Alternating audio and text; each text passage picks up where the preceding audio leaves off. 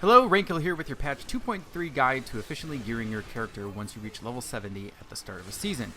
This guide doesn't require group play, but I would say that it is still the most efficient way to play, so one of the best things you can do is find a community or join a clan group with other players. But before I start, if you haven't watched my 1 to 70 fast leveling guide, click the link on the screen or in the description below. While my leveling guide does show you the fastest ways to get to 70, there are still things to remember while leveling that will benefit you at level 70 and beyond.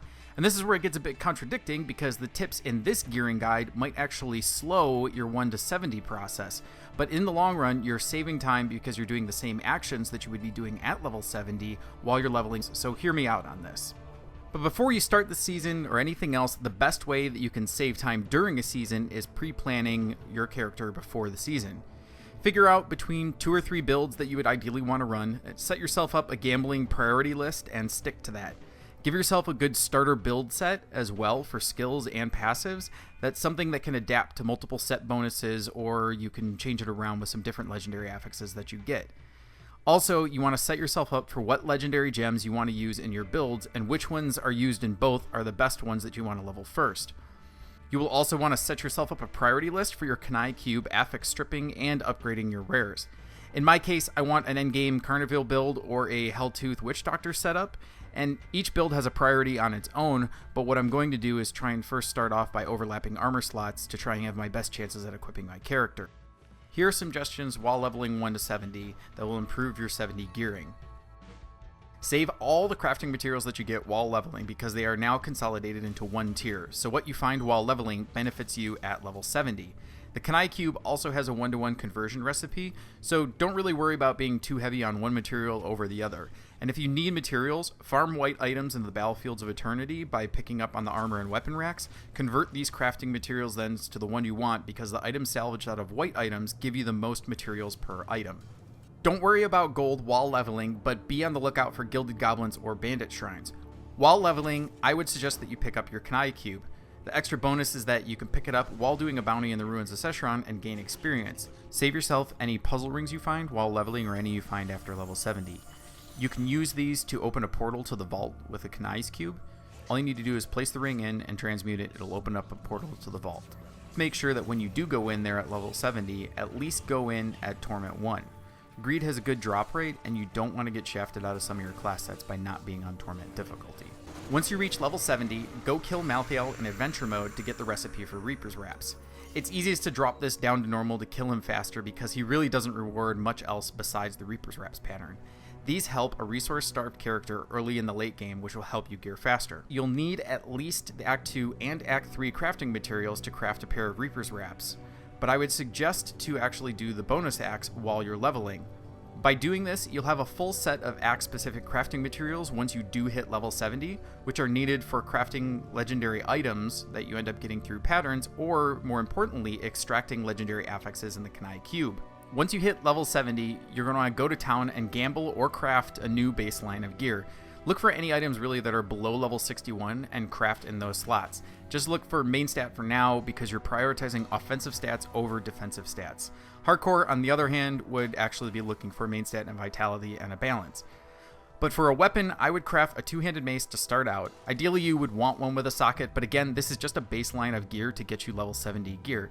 You should aim for about 2 to 300,000 damage and 3 to 5 million toughness, and you might actually even have this once you level at 70. Exit out of your game now and set the difficulty on Torment 1. You should actually be able to do Torment 1 right off the bat without many issues. If you find yourself struggling, try to run groups or drop the difficulty down. Since there is no need for keystone fragments, you should go straight into rift running. Having double the legendary drop rate will accelerate your gear acquisition at this point. With the blood shards that you gain, you're going to want to set a gambling priority. Spend your blood shards trying to get any pieces of your desired 6-piece sets. Helm, shoulders, gloves, boots, pants, and chest should be your first priority as they have the most overlap. Your first goal is getting a legendary item in every slot. Then you need to start focus on getting set items. Once you have all legendary items, you might already have a set piece or two by now. Go back and start looking at what slots you need for 2, 4, or 6 pieces of your sets. Let's say you have a 2-piece helm and pants and get the gloves for another set. I would suggest stopping and moving on to the next slot even though this isn't for the set that you want. If you gamble for boots, you now have a chance of getting a second 2-piece set bonus, which can greatly help your farming. The first uses of Kanai Cube at level 70 will be upgrading rare weapons, converting set items, converting crafting materials, and more importantly, extracting legendary affixes.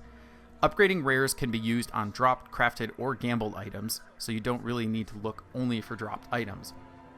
Converting crafting materials are best done converting white items to the type you want, as I pointed out earlier, and exchanging set items helps you complete sets sooner to bump the difficulties up. Of all these recipes, the only one that requires the axe-specific materials is extracting legendary affixes, so you can save your axe-specific materials for only extracting legendary affixes you find. Once you do get a Greater Rift Keystone and a Rift, do it immediately. Since trials are gone, you can select the highest difficulty Rift that is available. If you've been doing Torment 1 Rifts, you should be able to do Greater Rift 12 with no problems. Greater Rift 12 also allows 100% chance on the first 3 upgrades on a level 0 gem.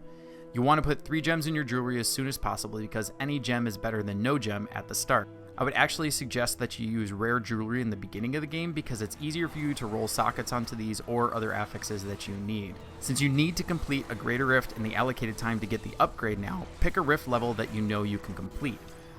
Ideally, as I said, you want 12 levels greater than the gem you want to upgrade.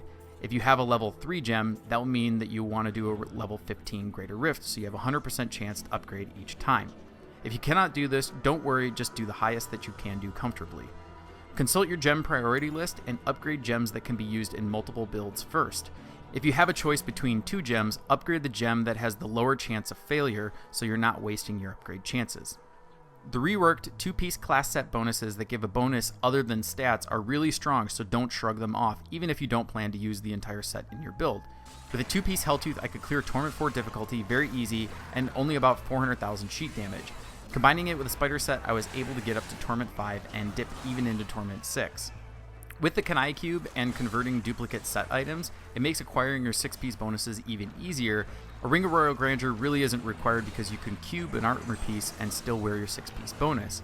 I really wouldn't suggest running bounties on anything less than Torment 2 because you get a 50% chance of getting a legendary drop from the cache. But I would suggest waiting to run them until you can run Torment 7 and only run the bonus axe. If you're specifically looking for an act bounty, such as Act 1 for the Royal Ring of Grandeur, the bonus acts rotate every hour, so keep looking for the act that you want at that interval. Torment 7 caches reward 4 act-specific crafting materials, and the bonus cache offers you another 4 more. There's no change above Torment 7, so there's really no reason to run a higher difficulty unless you want a higher chance at a double legendary drop from the cache. When you're ready to bump up the difficulty, you can use Greater Rifts and Torment difficulties interchangeably to determine what difficulty you should be fighting on. Try to time yourself on standard rifts, and if you're clearing them in under 10 minutes, you can bump up a difficulty or 2. Don't be afraid to try a higher difficulty standard rifts in softcore, as you can always change the difficulty down on the fly if you're struggling. For hardcore, just take it easy and go up +1 to be safe, or +3 in Greater Rifts to match difficulty settings. If you find yourself struggling with Death's Breath, remember that the Sage's set gives you double the drop when you find one. If you can, try to incorporate this into your early game gear, as I always find Death's Breath to be the limiting factor at the beginning of my level 70 adventures. The new Kanai Cube recipes are very heavy on Death's Breath use as well, so this could be even worse for the new season. At this point, it's more of a snowball effect, and run rifts to get more gear and Greater Rift Keystones. Upgrade your gear and legendary gems so you can go on higher difficulties, which have a higher chance of dropping upgrades. These upgrades help you kill monsters faster, which gets you gear quicker, which allows you to bump up the difficulty again. And thanks for watching. If you have any more tips to add, feel free to leave them in the comments below, and as always,